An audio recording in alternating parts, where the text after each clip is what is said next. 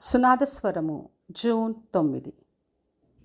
ఆకాశ మండలము గుండా వెళ్ళిన దేవుని కుమారుడైన యేసు అను గొప్ప ప్రధాన యాజకుడు మనకు ఉన్నాడు గనక మనం ఒప్పుకున్న దాన్ని గట్టిగా చేపట్టుదము.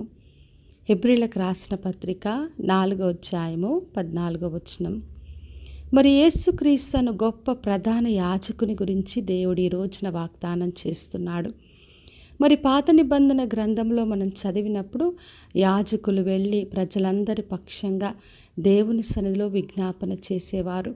మరి ప్రజలందరి పాపము కొరకు వారి పాపము అందరి పాపము గురించి దేవుని సన్నిధిలో విజ్ఞాపన చేస్తూ వాళ్ళు పాపం నుండి మరి వాళ్ళు విడుదల పొందేవాళ్ళు.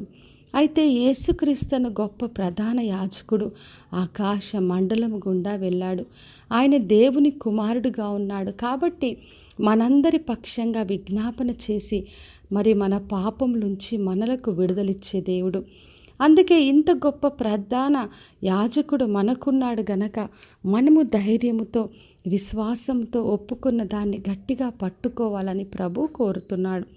మరి మనకున్న ప్రతి బలహీనతలో కూడా ఆయన మనకు సహాయం చేస్తాడు. ఎందుకంటే ఆయన కూడా శోధింపబడ్డాడు. ఆయనకు అన్ని అనుభవాలు తెలుసు. మనుషులుగా మనకున్న ప్రతి శ్రమలు, మనకొచ్చే శోధనలు అన్నీ ఆయనకు తెలుసు. కాబట్టి మనము ప్రతి పరిస్థితిలో ఆయన సహాయాన్ని కోరినప్పుడు ఆయన మనకు సహాయం చేస్తాడు. మరి ఆయన ఎటువంటి శోధనలో పడినప్పటికీ కూడా పాపం లేని వ్యక్తి కనుక మనకు ఆయన మన పాపం నుండి విడుదలను కలగజేస్తాడు. కాబట్టి మనము ఎటువంటి సమయమైనా ఎటువంటి పరిస్థితి అయినా మరి ఆ సమయోచితమైన సహాయం కొరకు ఆయన కృపను పొందుకోవాలి. ఆయన కృపాసనం దగ్గరికి వెళ్ళాలి. ఆయన మనకు సహాయం చేసే దేవుడు. కాబట్టి నా ప్రియ సహోదరి సహోదర, యేసుక్రీస్తును గొప్ప ప్రధాన యాజకుడు మనకున్నాడు.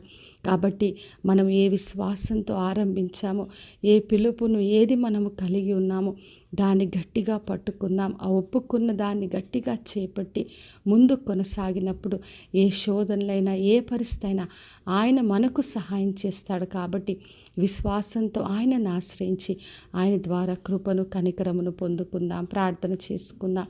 పరలోకమందున్న మా తండ్రి, మా దేవ, ఈరోజు ఇచ్చిన వాగ్దానం కొరకే వందనాలు. వినిచిన ప్రతి ఒక్కరిని దీవించి ఆశీర్వదించండి.